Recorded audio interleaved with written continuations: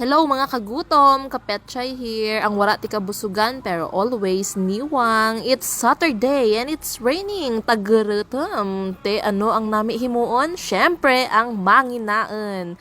Nagagto kita no sa sikat nga karan-an kadya sa Sibalam bagong bukas sa anda nga bagong nga location rapit sa plaza sa Lotelia Street paagto sa UA. Kumatalang ka pa kara ay maan na lang kanimo kaklaro rin karian na.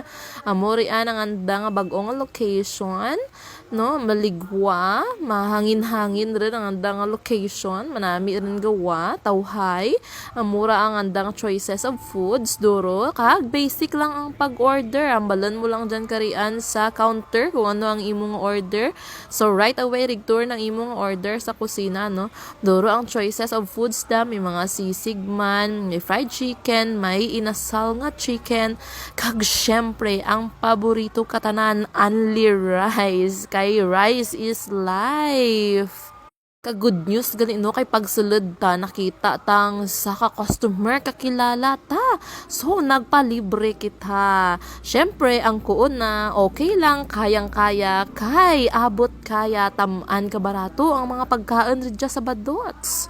Kag bagkat lang amora actually no ang ginagtutan tarigya gusto taman makita kay bati ko ragkel kano ang ginurot kay si Kapetchay nyo sa mga wara na kamaan nagbuhay sa Manila kag nabuhi sa Eat All You Can so man anyo ren ra dalok-dalok gid no sanay sa kananay wara tiga burusgan so kinanglan ng tawon ta kung sulit gid man napatunayan ko nga bagkat lang ragkel hindi lang sulit ang ginurot pati ang gravy da anli kung ginsabaw mo ta na imo nga gravy okay lang kay pwede ka pangayo liwan barato na sulit pa pati ang serving da kasisig kay amura ang ginorder sa piyak kalamisa kay imaw naman sulit pan with egg pa mananam saboroso nga sisig kinanglan gid tirawan nyo dya guys. Actually, no, galin kita sa may San Jose kay may transaction kita. Kagalin lang kita sa sangka fast food chain. Pero naghapit gid kita rigya kay gusto tatirawan ang naga-trending sa Sibalam ang Badot Sizzling House. Kagura kita na disappoint no.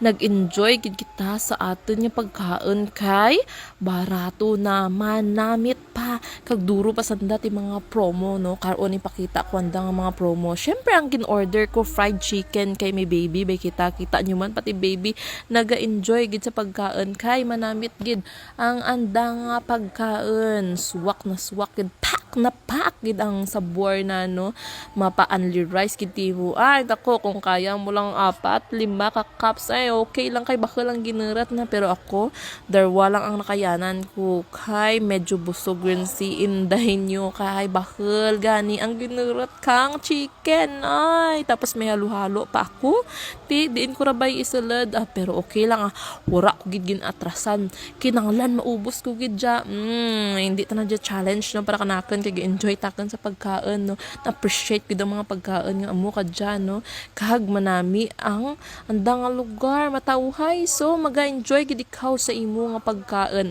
kita nyo man ra nga ebidensya daw ginuyapan lang amura no ang anda nga happy hour promo 6 beers may free pulutan so kung gangita ikaw kang tambayan mo rapit sa plaza panaw lang daw mga pira lang ra ka steps mga 20 steps lang guro ra alin sa plaza kasi balam rigjar ikaw pwede ka tambay-tambay no sa badots sa dalam ng tana dyan no so kung may arthritis ka or may rayuma okay lang hindi man problema kay pwede ka dyan kasalad pwede ka kakaan hindi rin ka maayawan kasaka sa hagdanan no kagang andang halo-halo kung hindi ko man gusto magkaan kang kanon or dapli pwede ko dyan kahapit kag magbakal kang andang halo-halo nga tamaan ka namit girl gusto ko gidrigya ang andang leche flan actually amo ta na daad ang plano ko lang no kanon halo-halo kaso nakita ko bay sa anda nga listahan ka mga pagkaon to nga kay tamaan ka duro may magita na timo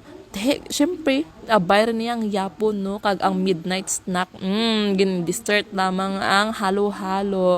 Ano pa ginahalat mo? Hindi rin magpaurihi, agturon sa badots kag enjoy ang imong pagkaon.